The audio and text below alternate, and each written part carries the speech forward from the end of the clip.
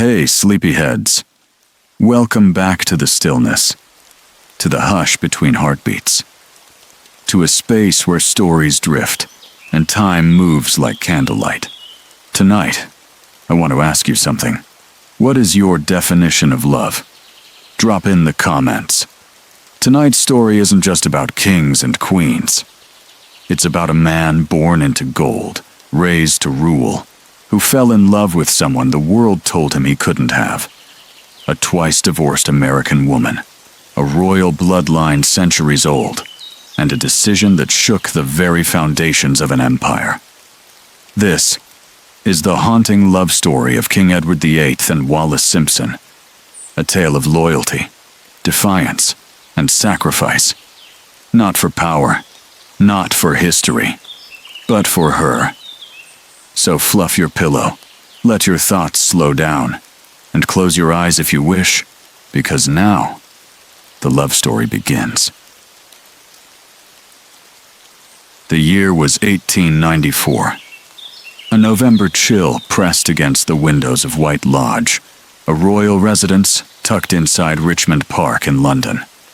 Inside its great, echoing halls, nurses moved like whispers.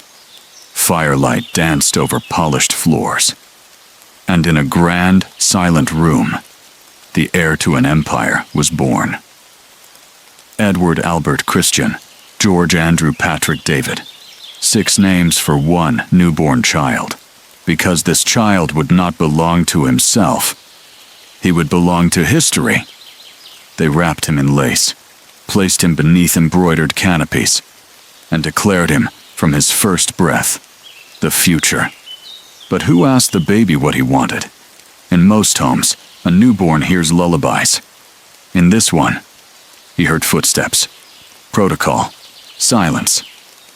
His mother, Princess Mary of Teck, later Queen Mary, was elegant, reserved, and strict. His father, Prince George, Duke of York, the man who would become King George V, was cold, stern, unbending. David wasn't raised in arms. He was raised in expectations. As he grew, the crown grew too, looming above his crib like a golden cloud, always there, even in sleep. David spent more time with his nannies than his parents. Wet nurses, maids, tutors. He learned rules before he learned how to play. Smiling too widely, unbecoming of a prince, asking too many questions, impolite. He was corrected more than he was comforted. Taught how to bow, but never how to cry. And slowly, a soft truth took root in his young heart. I am not here to feel. I am here to fulfill. White Lodge, Sandringham, Buckingham Palace. They were enormous, regal, sacred. But to a child, they could feel hollow. David wandered halls longer than cathedrals, gazed out of windows taller than trees, and still, he felt small. It's strange, isn't it? To be born into everything, and still long for something you cannot name. At night, he would lie beneath layers of stitched blankets, not thinking of kingdoms or coronations, but wondering, would they still love me if I wasn't a prince? Even as a child, he dreamed of escape, to run barefoot, to laugh without being corrected, to love someone without needing permission. But every time he reached for freedom, a hand gently pulled him back. A tutor, a guard, a rule. The palace had many doors, but none that led to himself. And so, David became 2 people, the public prince and the private boy, smiling in portraits, wilting in silence, and now he sleeps. The boy, the prince, the not quite king. He's still young, still soft, still hoping the crown will skip him. But fate doesn't ask, it only moves. And in the quiet, a story is beginning, not of power, but of longing, a story where the heart fights the throne. Still with me, sleepyhead? That's good, We're drifting deeper now, into the quiet corners of royalty, where golden walls couldn't keep out the cold. Edward, or David, as those closest dared to call him, was not just raised to be a king. He was crafted into one, sculpted like marble, polished, corrected, presented, but inside, he was still a child. And no one had asked if he wanted the crown. Each day began with a ritual, the same way, the same order, the same silence, a bell, a bath drawn by servants, clothes chosen, shoes polished, hair combed straight. The voice of a valet, not a mother. A schedule written for a sovereign, not a son. Before most children chose their cereal, David was already standing straight, learning how to be watched. His breakfast was silver, his posture perfect, but his thoughts scattered, like a boy lost in an echo. At mealtimes, there was no giggling, no mess, no stories. Every bite was measured, every comment formal. When he looked to his father, he saw steel, duty carved into a man's face. When he looked to his mother, he saw elegance, but not warmth. She loved order. She loved appearances. She believed love could be earned through perfection. David, like a tiny ghost in a giant house, began to learn. Feelings aren't for princes, only functions are. Instead of pillow forts, he had phonetics. Instead of games, he had genealogies. His tutors spoke in tones that never rose or fell. They drilled him in history, Latin, kingship, morality, but no one taught him how to be happy, how to be held. Sometimes, he would stare out the window during lessons, watching birds dart through the garden, free, untamed, unwatched. He envied them more than any prince should. There were moments when David tried to make his father laugh, tried to reach out to his mother's hand. But the royal code was built like a wall. His father believed in tradition, in discipline, in emotional distance. He once told a friend, the royal family must be above softness, above scandal, above self. David was a child, but he understood. If he wanted love, he had to earn it. And even then, he might never receive it. So David learned to perform, to smile for portraits, to wave with grace, to speak when spoken to, and only just enough. He was praised for his charm, celebrated for his looks, admired for his poise. But it was all a mask, a princely skin he wore over his ache. Deep down, he was still the same little boy, longing for a mother's lullaby, a father's laugh, a single, unscripted moment of being enough. It's strange, isn't it? How someone can be so seen, and yet never truly felt. David was admired, polished, prepared, but never held. When David was just a teenager, he was sent to naval college, a royal tradition, a test of character. But the young prince wasn't built for military life. The barked orders, the rigid structure, it reminded him too much of home. He lasted, but never flourished. He obeyed, but never belonged. He once wrote, "They want to harden me, but all I want is to feel something real." His true education came through travel, across Canada, Australia, Africa, India. Wherever he went, crowds gathered, women swooned, photographers clicked. The world adored him.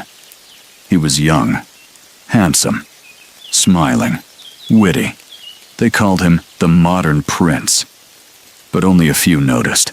He never stayed in one place for long, because movement meant he didn't have to face the stillness.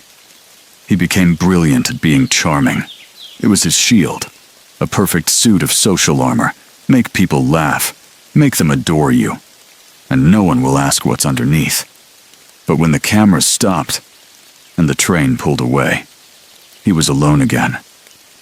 A man everyone wanted to meet, but no one really knew. The more the world clapped for him, the more distant he became from himself. He stood on balconies. He gave speeches. He rode horses, kissed babies, waved like a king. But inside, he still felt like that little boy staring out the palace window, watching the birds fly free. Freedom. He was chasing it. But in all the wrong places. David began to write letters to friends, confidants, to women he'd met along the way. They were full of longing. Full of questions no royal tutor could answer. Why does love feel like a crime? Will I ever be enough without the throne? Can I be a man and not a symbol? They were not the words of a future king. They were the words of someone afraid that he was vanishing into his own reflection. And so he traveled, and smiled, and danced, and shook hands. But each mile he crossed, he was really running inward, looking for the one thing he'd never known: peace, realness. Someone who would call him by name, not title. And in time, he would find her. But before Wallace, there were others, flickers of love, flares of hope, and lessons that would prepare him for the storm. She was elegant, witty, worldly. Her name was Frida Dudley Ward, a married socialite with a sharp mind and a voice that soothed him. For years, David would slip away from duties just to sit beside her, to write to her, to speak freely in ways he couldn't anywhere else. He poured his thoughts into letters, more than 400 of them.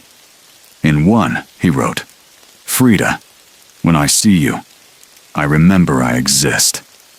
But they both knew a prince couldn't marry a woman like her. And so, she faded like perfume, still lingering, but unreachable. There were rules, strict ones. Royal blood could only marry royal blood. A queen had to be pure, untouched by scandal. And love?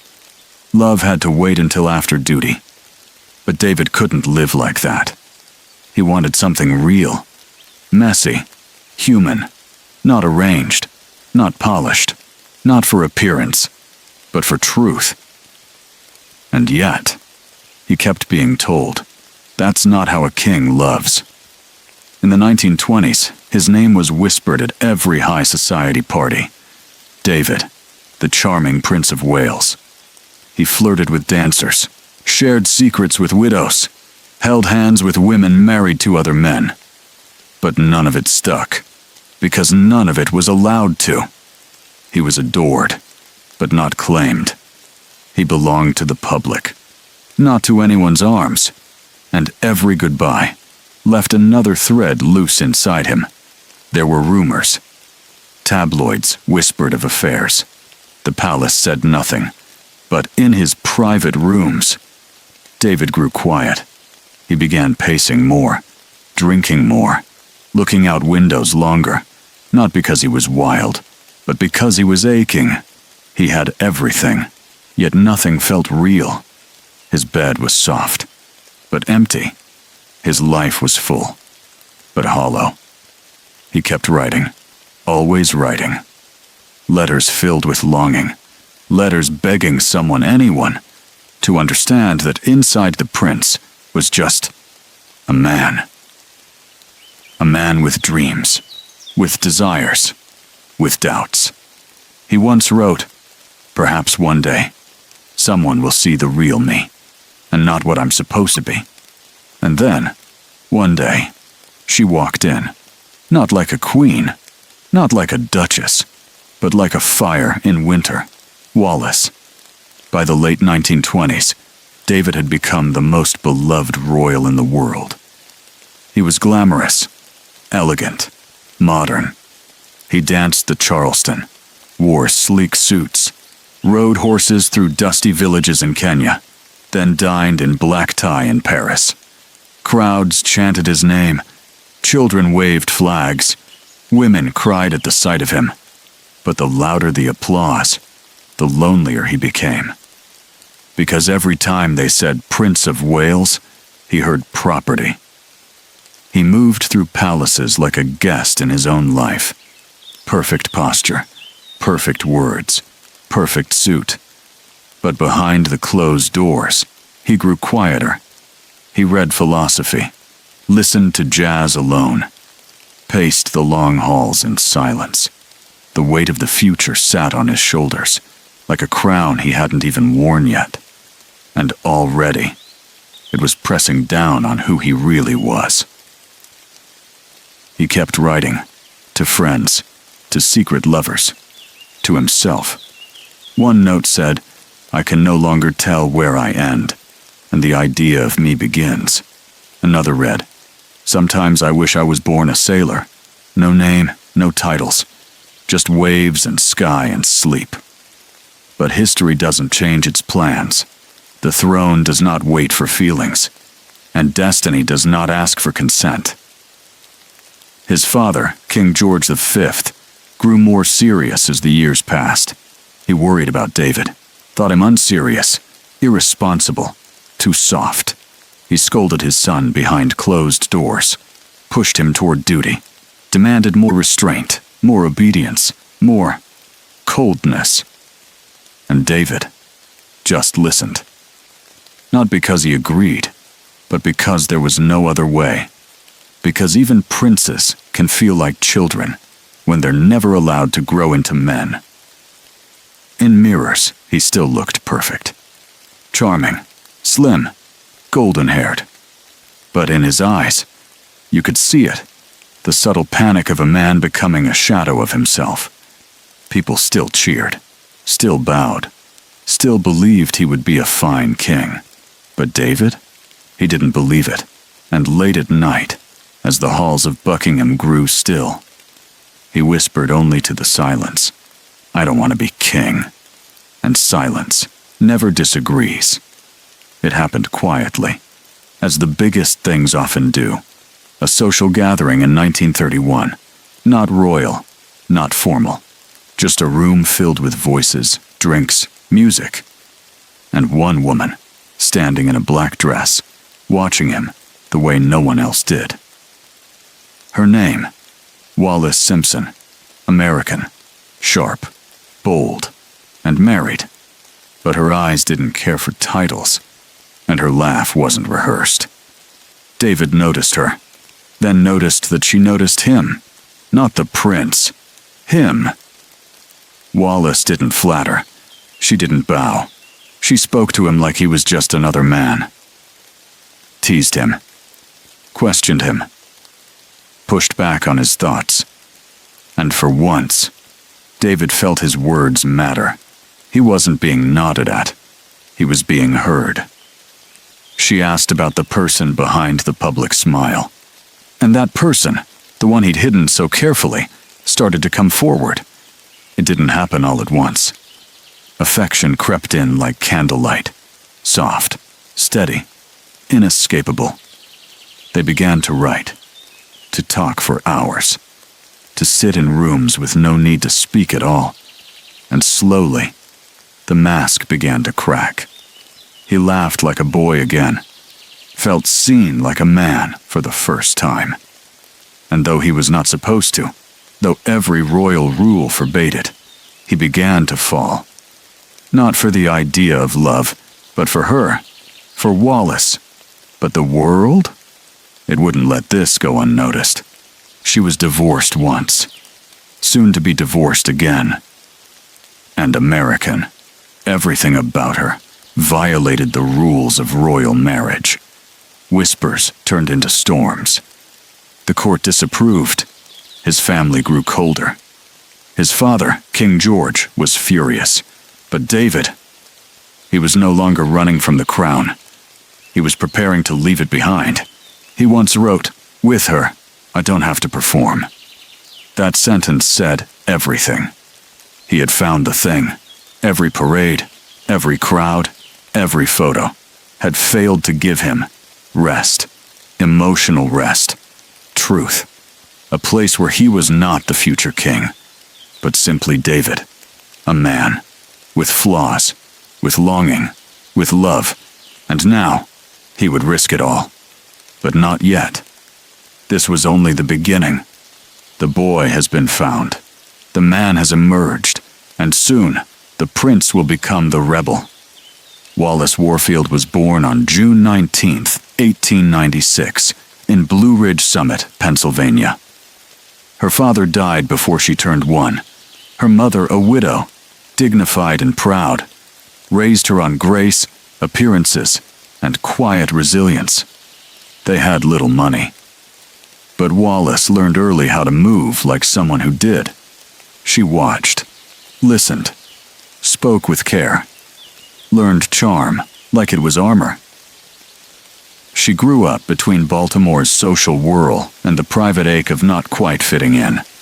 Not rich enough, not titled enough, but never ordinary. Wallace was bold, opinionated, elegant, but untamed.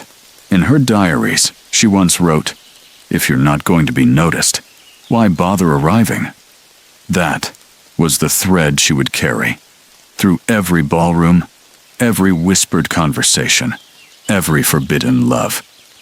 In 1916, she married her first husband, Earl Winfield Spencer Jr., a dashing Navy pilot, charming, handsome, and deeply troubled. Their marriage was chaotic, marked by alcohol, long separations, and quiet bruises the kind people didn't talk about. She traveled with him from base to base, lost herself in military rituals, smiled through parties, and silently planned her escape. In 1927, she finally got her divorce. But the damage had carved her deeply. She swore she'd never be powerless again. Wallace remarried quickly, this time to Ernest Simpson, an English-American businessman. Ernest was polite, gentle, stable. They moved to London, and Wallace began building her social presence again. But something inside her never stilled. There was no spark, no storm, just dinners and distance. And then she met him. Through a friend, in 1931, Wallace was introduced to Edward, the Prince of Wales. At first, it was nothing. A dinner, a smile, a moment. But she wasn't like the others. She didn't curtsy, didn't flatter him, didn't care about his bloodline. She made jokes, rolled her eyes, and treated him like a man, not a monarch. And that was the beginning of something neither of them could undo. In her, he saw freedom. In him, she saw danger. They were already walking towards something that would tear history in two. But for now, it was just a glance across a crowded room, a conversation that lingered after the party had ended. Not a love affair, not yet. Just a woman with storms in her eyes, and a prince who had never known what it felt like to be challenged. It was 1931. A quiet evening at the London home of Lady Thelma Furness, a mistress of the Prince of Wales. The table was long, the conversation light, and Wallace Simpson, bold, quick, unfiltered, was seated near the future king of England. She didn't curtsy, didn't blush. In fact, she leaned in slightly and asked, "So, do you enjoy being bored for a living?" He blinked, then laughed. Not politely, not royally, but honestly. No one spoke to him like that. No one dared, except her. Edward was used to being admired, surrounded by flatterers, diplomats, and the occasional silent beauty. But Wallace? She teased him, called him David, his private name. Interrupted him mid-sentence, argued about jazz, fashion, and philosophy. It wasn't flirting. It was challenge. And Edward didn't just notice her. He remembered her. Long after the dinner, long after the wine, long after the rest of the guests were forgotten. Weeks passed. Then an invitation arrived. A weekend at Fort Belvedere, Edward's secluded country home. Wallace was invited again. Ernest, her husband, was included too. But slowly, these visits began to tilt. Edward and Wallace would take walks, have tea alone, talk for hours beside the fire. She still called him David. He now called her W. There were no stolen kisses, no proclamations, just a closeness that felt impossible to ignore. By 1933, Edward began writing to her regularly. Small notes, inside jokes, updates on his royal duties, thoughts about books, war, dreams, loneliness. He once wrote, "The hours pass too slowly when you're not here." Wallace, still married, responded with caution. Her handwriting was precise, her words warm but measured. She was not in love, not yet, but she was being seen, not as someone's wife, not as society's outlier, as herself, and she had never had that before. There was no thunderclap, no dramatic scene. Just one evening at Fort Belvedere. The sun setting over the pines, Wallace laughing as she spilled tea on a cushion, Edward watching her, not with curiosity, not with desire, but with a kind of awe. He told a friend later, "I didn't fall in love. I walked into it and forgot to turn back." So now, two stories begin to wind together. A divorced American woman with nothing to gain, and a future king, already slipping away from the life he was born into. Not a scandal yet. Just a spark. But sometimes, sleepyhead, one spark is all it takes to set a crown on fire.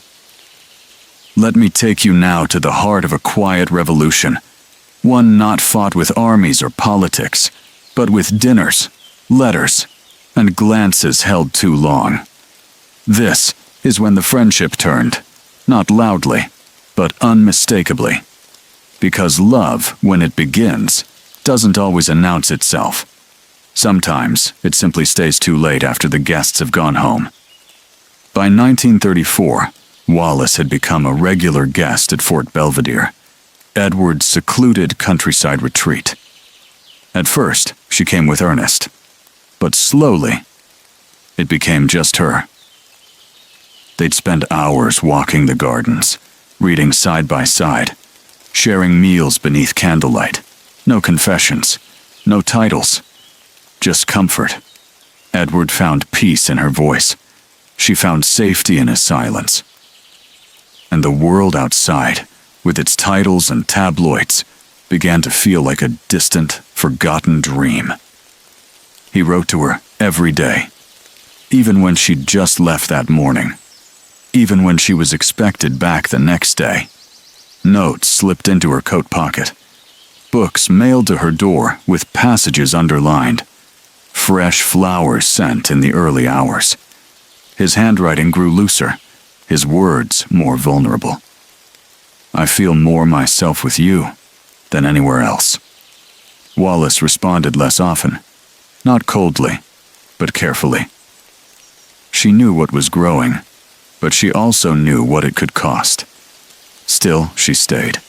There were dinners now, small, private, and telling. Wallace seated beside Edward, their hands brushing as wine was poured. Her laughter too real, his gaze too obvious. The staff noticed, the friends whispered, but they kept coming. And Edward began canceling royal engagements, preferring time with her over crown, court, and ceremony. One evening, a small watercolor was commissioned, a private painting just for Edward's study.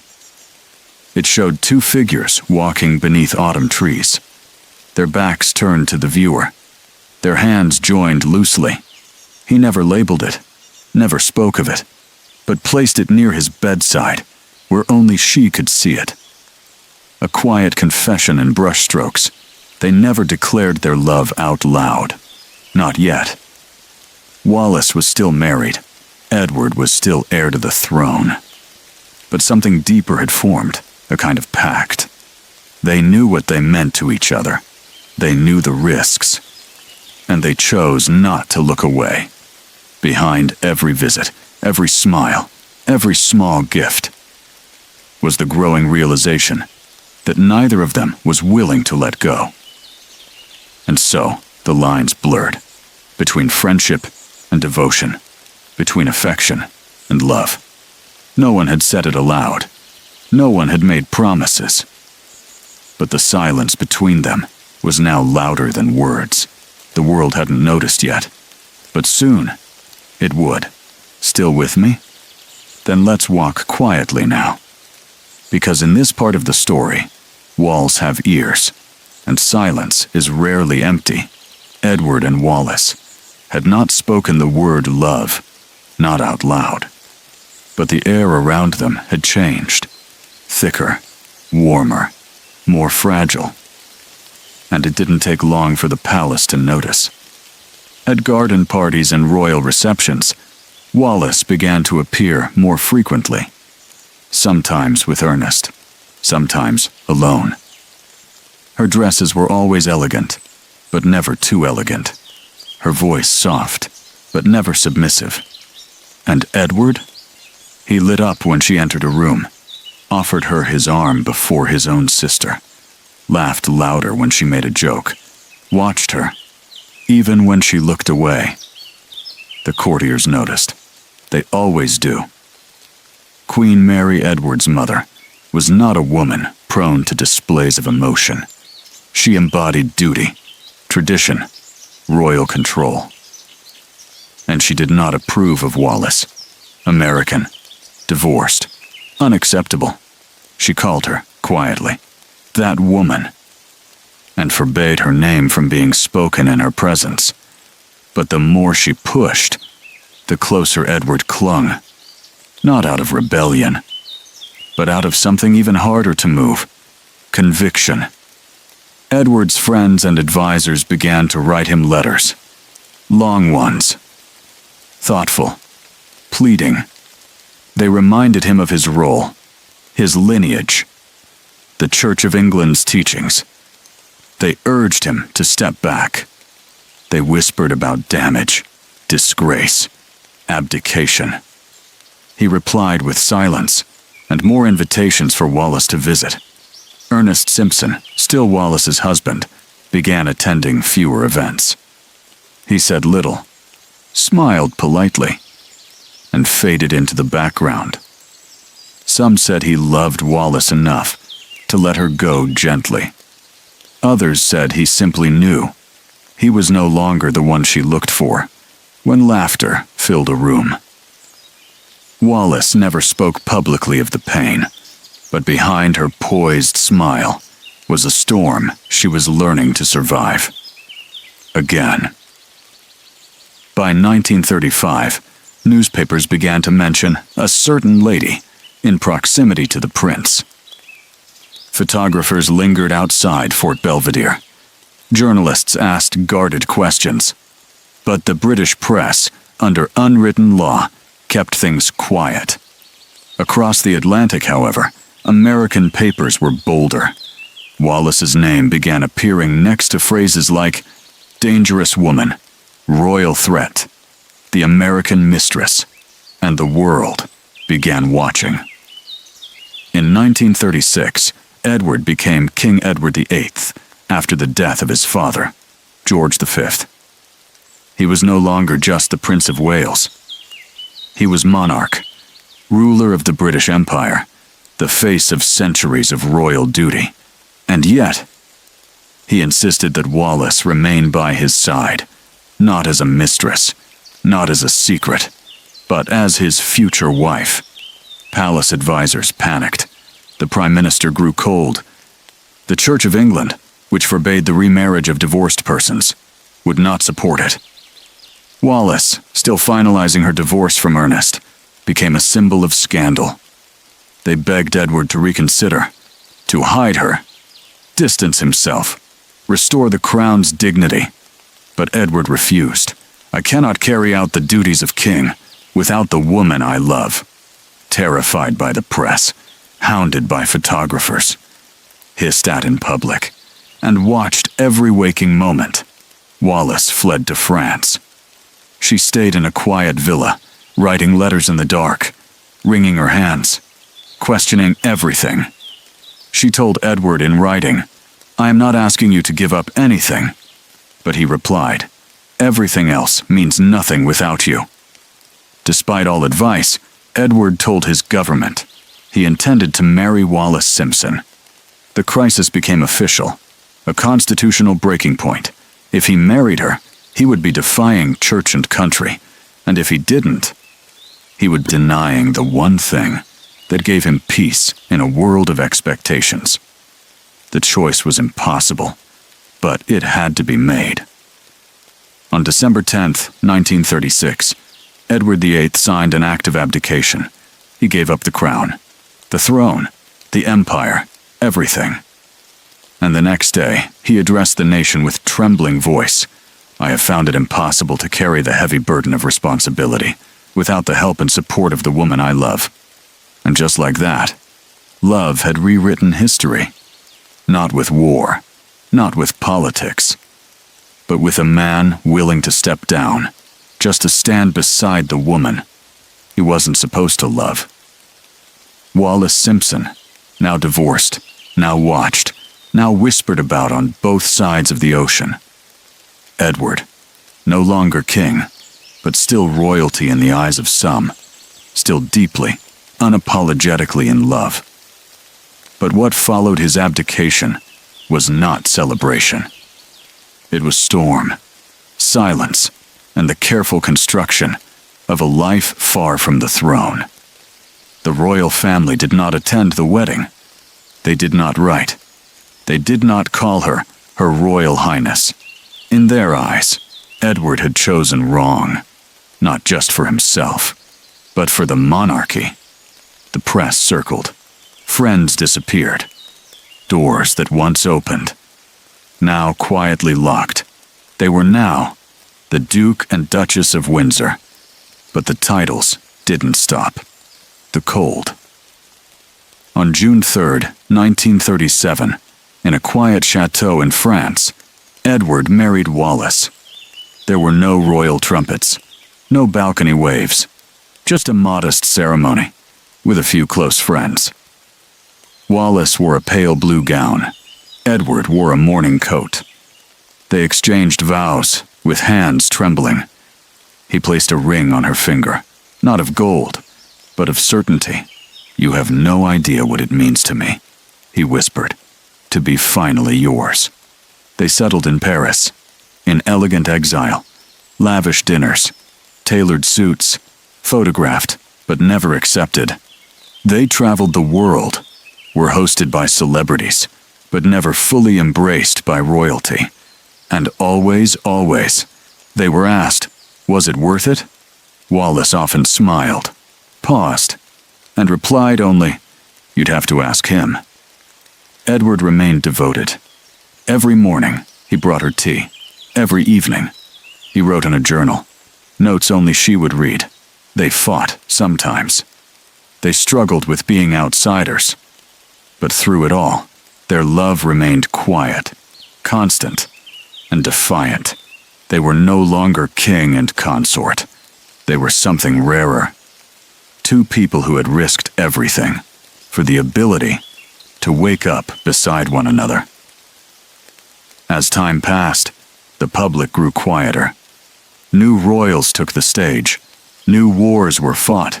New gossip filled the papers.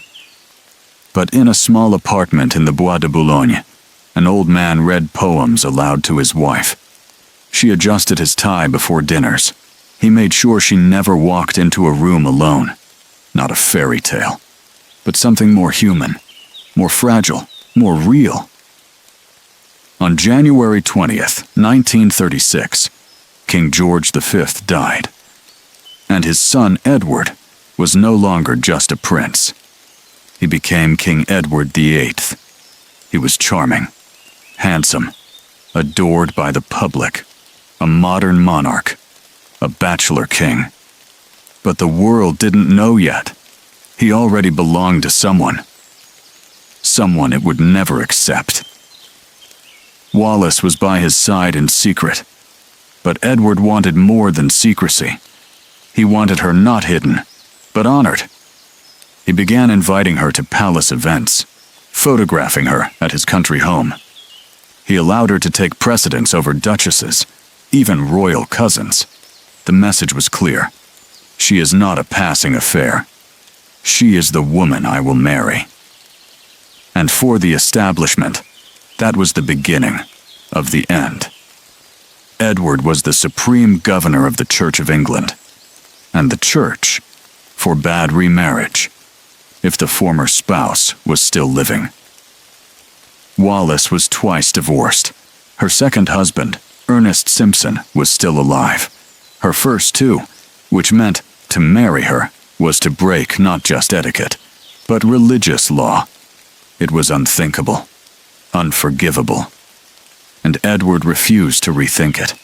I am not a boy, he said quietly, and I will not live as if I were. For a time, British papers held back, a silent agreement not to expose the king's private affairs. But the foreign press, they had no such deal. American and European headlines screamed, "The King and the American Woman, Love or Duty, the Scandal in the Palace. Will the crown survive?" Soon, the British public began to whisper, then talk, then worry, and the government could no longer ignore it. Prime Minister Stanley Baldwin met the king in private. He laid down the facts. He could not remain king and marry Wallace Simpson. The cabinet would resign. The government would collapse. The dominions, Canada, Australia, South Africa, all objected. The message was cold and final. Your Majesty must choose. Still wrapped in warmth? Good, because this next part may chill you, but not from the cold. This is the part of the story where love costs more than reputation, where a woman becomes a symbol, not of grace, but of scandal. Wallace Simpson did not want a throne, but somehow, she became the reason one cracked. She was American, divorced, outspoken. She didn't walk like a royal, didn't speak like one, and she didn't play by their rules. The British elite didn't just disapprove, they feared her. They feared her influence, her modernness, her power over Edward. Behind closed doors, she was called. An adventuress, a schemer, the woman who bewitched a king. But Wallace, she was terrified. By late 1936, her name was everywhere. Paparazzi outside her home, reporters digging through her past, old lovers contacted, former classmates quoted, servants bribed. One newspaper ran the headline, "The divorcee who dared to dream of the throne." But Wallace was not dreaming. She was hiding, crying, writing frantic letters to Edward, telling him to let her go. "I am not worth this," she wrote. "You must stop this before it destroys you." But Edward would not stop. They wrote to each other daily. Edward's handwriting, frantic, tender, desperate. "My darling, they do not know you as I do. I would give it all up tomorrow, and I may." Wallace begged him to reconsider. She knew the crown was not just tradition. It was stability, symbol, a nation's identity. She didn't want to be the reason it shattered. But Edward's mind was made.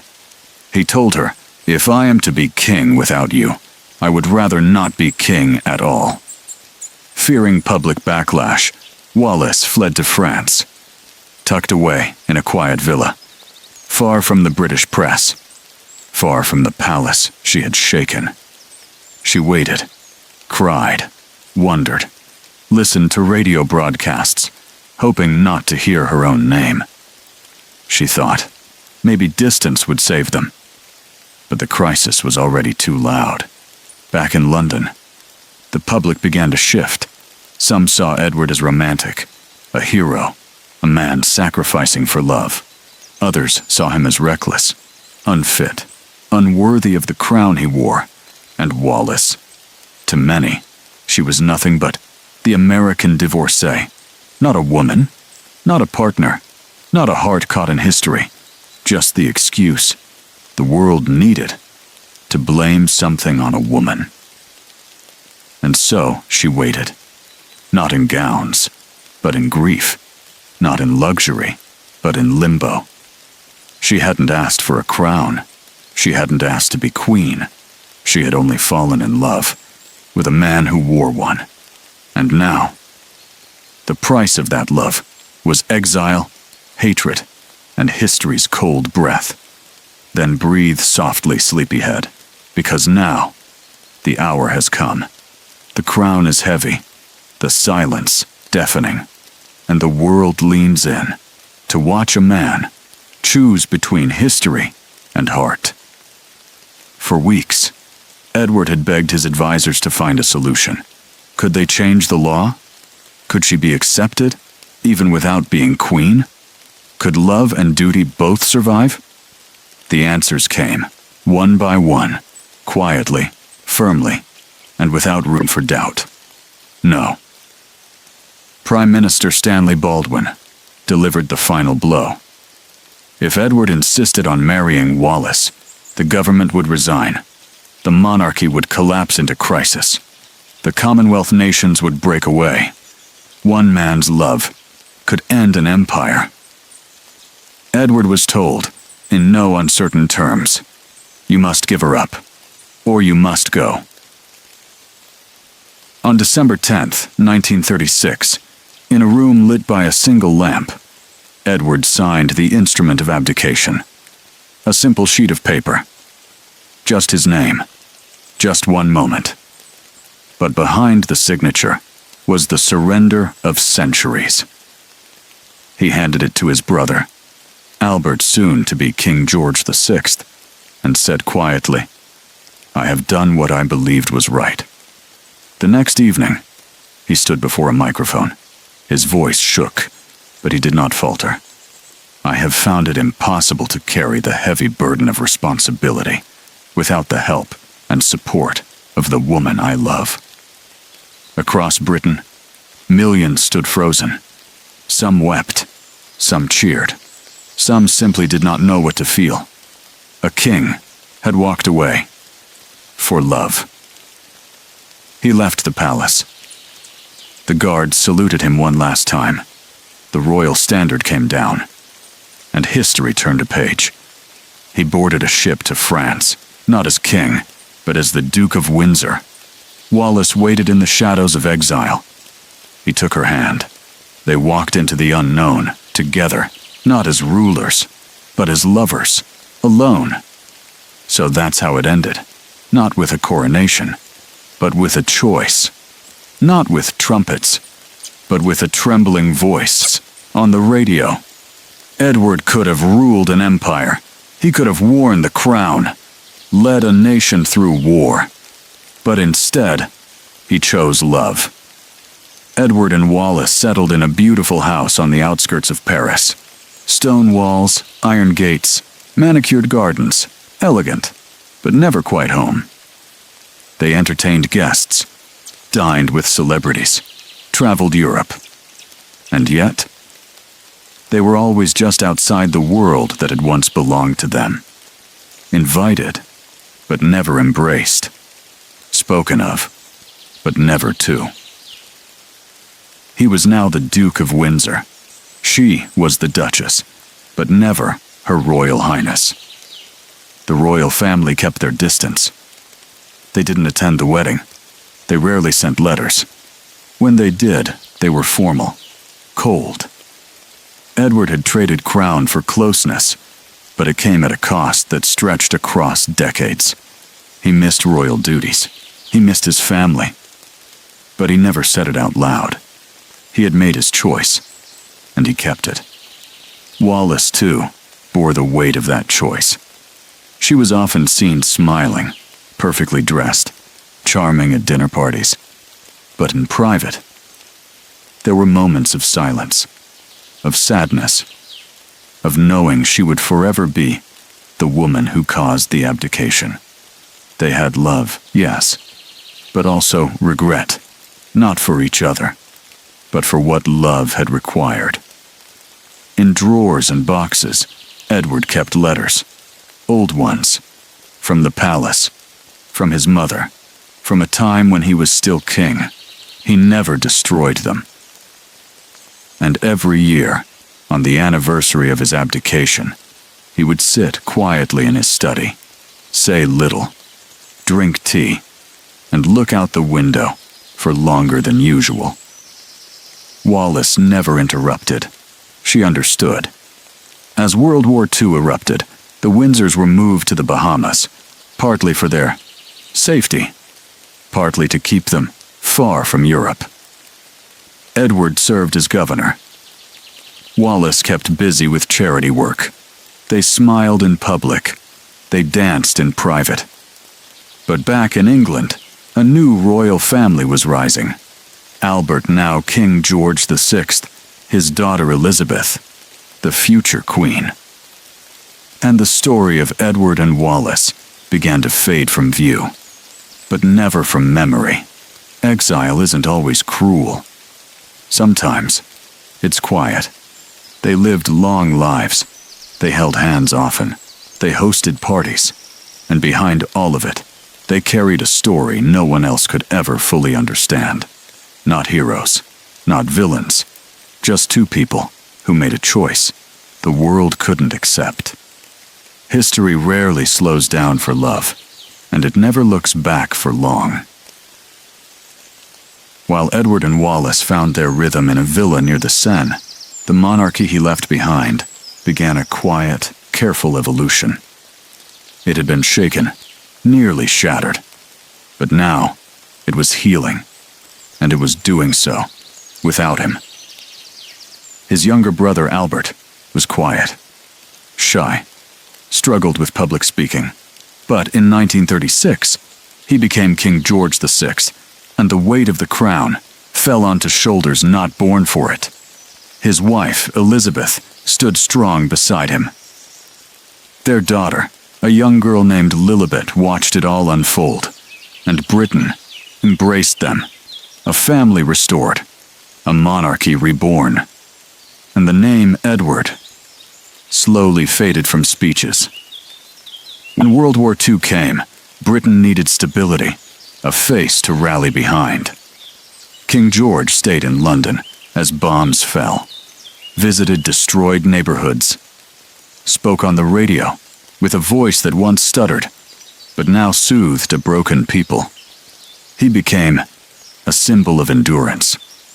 And in those dark years, the monarchy cemented its place in the heart of the nation. And Edward was far away.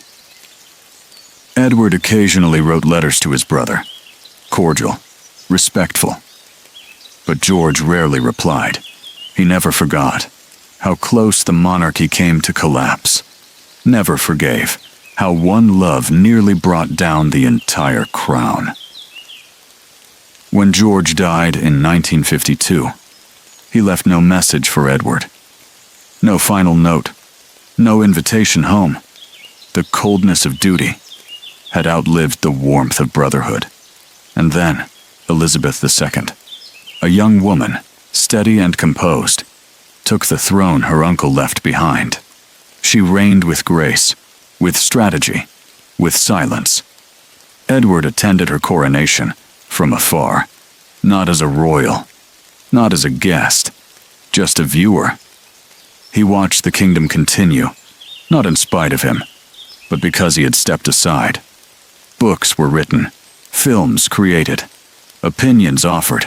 Some called Edward romantic, others reckless. Some whispered of betrayal, others praised his sacrifice. But inside the palace, his name was rarely spoken. The monarchy had survived because he left. So the kingdom went on, without him, without Wallis, without their love carved into its pillars. And yet, somewhere behind the pageantry, In the quiet rooms no cameras ever reached, his shadow remained. Not as a threat, not as a legacy, but as a whisper. Once, a king chose love. This is where it all settles. The cameras are gone, the letters are folded, and two people, once the center of a storm, are now simply together. Not as ruler and rebel, not as scandal and sacrifice, just Edward and Wallace. Two souls who risked everything for something as invisible and as powerful as love. In their final decades, Edward and Wallace lived quietly in Paris. Dinners, walks, books, old songs playing from gramophones. They hosted the occasional guest, smiled politely, but they stayed mostly alone. They had made peace with a world that never truly welcomed them. And in that silence, they built something rare, a life of presence, of constancy, of enduring affection. Edward wrote his memoirs. He tried to explain his decision, tried to show the world he wasn't weak or foolish, just certain. Wallace, too, released her version. But neither book changed everything. Some judged, some forgave, but no one truly understood what it meant to live as the people the world never stopped defining. Edward's health faded slowly. Years of smoking, worry, exile's quiet toll. In 1972, he passed away in the villa they had shared for decades.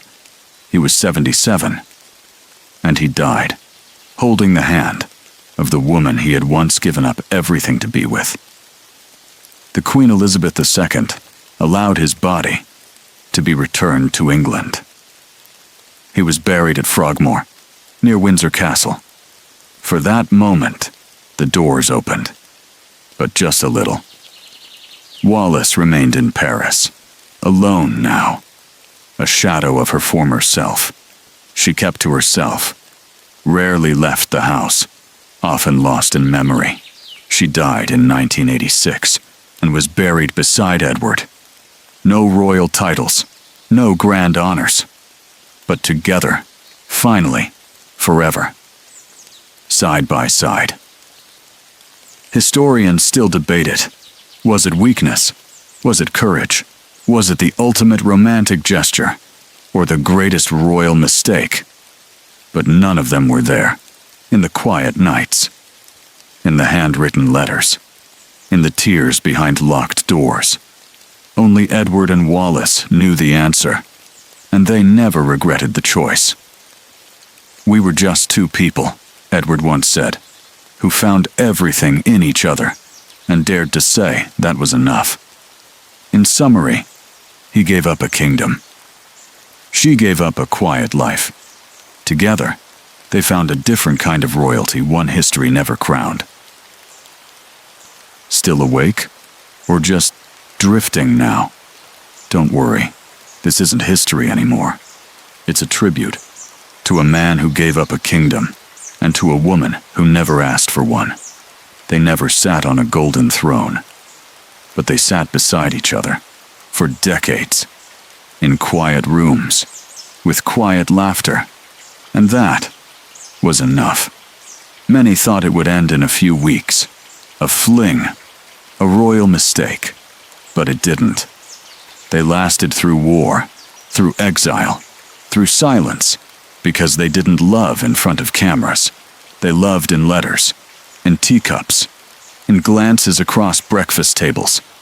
And somehow, those tiny moments held more power than the crown Edward left behind. She ironed his handkerchiefs. He made her tea. She helped him with speeches no one asked him to give. He stood beside her when the world wouldn't. They had no palace, but their home was filled with routine, with rhythms built over years, soft, steady love, unshaken, unshouted, and unbreakable. And when the world turned cold, they lit candles, together. We remember the crown he gave up. We forget the garden walks, the books read aloud, the birthdays celebrated in exile. There are no headlines for those things. But somewhere, in dusty boxes and quiet frames, there are photos of two people smiling, not for the world, but for each other. A king and a commoner? No, just lovers who stayed. So if you're still listening, know this. There was once a man born into everything, who chose a woman.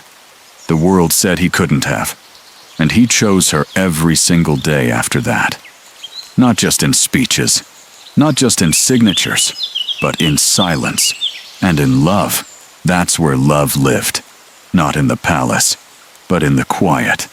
Drift with me now, sleepyhead, one last time, because even though their story ended long ago, its echo still lingers, in soft footfalls through forgotten hallways, in two names carved not in stone, but in love. No thrones, no parades, no royal decrees, just two chairs facing a garden window and a kingdom that fit entirely between them. Edward and Wallace never ruled over millions, but they reigned over each other's hearts, not with power, but with presence. That was their true crown. It wasn't built of marble. It had no guards or golden gates. It was made of routines. Fresh flowers each morning, books left half-read, tea steeped just right, shared smiles during quiet breakfasts. They never had a nation to lead, but they built a sanctuary no storm could touch, and for them, that was enough. Edward was no longer king, but he became something gentler, a man in love, a man who learned to live without applause. Wallace was no longer the scandal. She became something softer, a keeper of stillness, a woman who loved a man, even when it cost her everything. They grew older, quieter, closer. And in those final years, they no longer asked what was lost. They only cherished what remained. History might not crown them kindly, but somewhere, deep in the spaces between official records, their story lingers. In pressed flowers between pages, in ink that never dried, in the way he looked at her when no one was watching. They didn't get statues, but they got each other. Every day, every hour, every goodbye turned into a promise to keep going. So what do we call it? A tragedy? A romance?